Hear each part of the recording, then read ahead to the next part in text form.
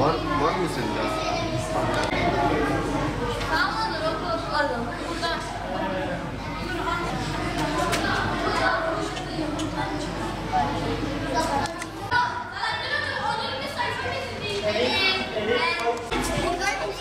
Hocam orada değil. Geliyorum. Bir dakika bir daha.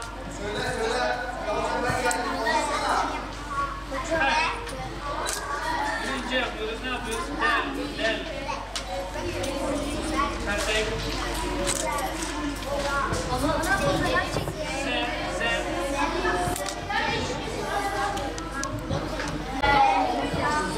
Bu ne?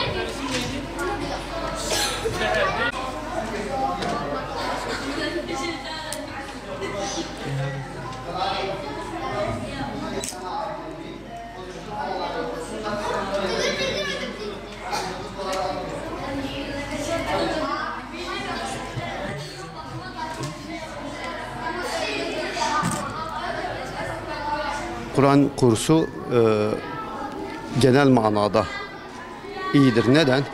Çünkü bütün öğrenciler İmam Hatip'e veyahut da belki aileleri fazla böyle dine meyilli veya duyarlı olmayabilir. Bu sebeple camiye gelen öğrenciler burada öğrenmiş oldukları bazı bilgilerle hayatlarını devam ettiriyorlar. Bu vesileyle burada öğrenilecek 1-2 ay içerisindeki şeyler bazen o öğrencinin bütün hayatını böyle kapsayabiliyor. Onun için hakikaten biz önemsiyoruz.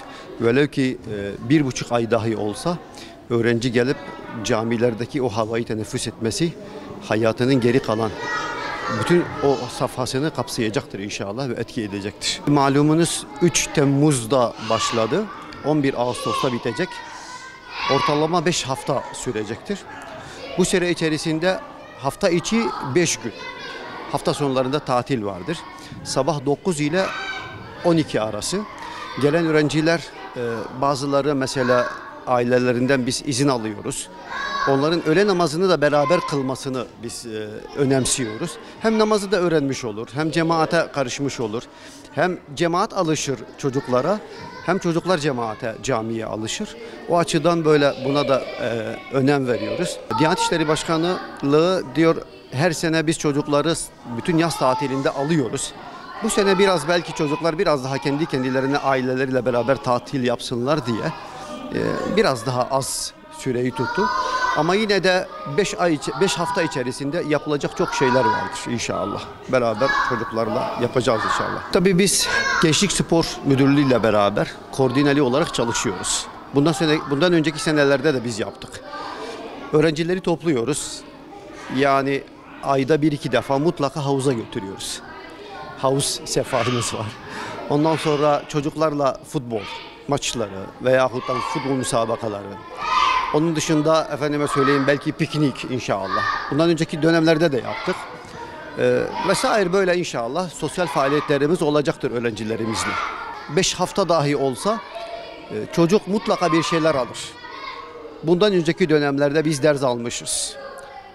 Belki bir defa camiye gelip caminin o güzelliğini alıp hayatının geri kalan kısmında camiye, cemaate, imama olan sevgi ve muhabbeti hayatı boyunca devam etmiş olan birçok insanı görebiliyoruz. Yeter ki biz onlara eğilebilelim. Yeter ki biz onlara iyi örnek olabilelim. Onlar bizi unutmayacaklar ve boş zamanlarında ya namaz kılmaya, ya bizi görmeye, ya bizi ziyaret etmeye veyahut da bizimle sohbet etmeye mutlaka geleceklerdir. Diyanet İşleri Başkanlığı yaklaşık 10 seneden fazladır yetişkinlere yönelik eğitimi vardır. Mesela her bir imama, din görevlisine 15 tane öğrenci bul. Bunlar istediği yaşta fark etmez. Getirin, kaydedin ve siz kendinize sınıf açın, bunlara ders verin. Böyle bir kolaylık, böyle bir şeyimiz vardı elhamdülillah. Ve bunu büyük camilerin çoğunda bunu yapıyoruz. Mesela bizim camide vardır. Resmi olarak 100 saat. Her sene 100 saat resmi olarak veriyoruz. Onların dışında da resmi olmayan yine öğrencilerimize, kardeşlerimizle Kur'an eğitimini yapıyoruz elhamdülillah. Din kültürü, ahlak, sohbetler, tefsir dersleri, Kur'an-ı Kerim okuma bunlar hala devam ediyor bizde. Ben yaklaşık bu camide 10 senedir görev yapıyorum. İnanın 10 senedir Her sabah mutlaka cemaatle bir hisp Kur'an-ı Kerim okuruz. Okumuş olduğumuz o hispten de mutlaka bir sayfa meal okuruz.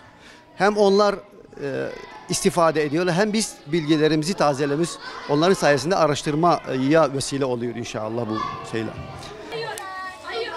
Onu bozmayın. Hadi afiyet olsun arkadaşlar.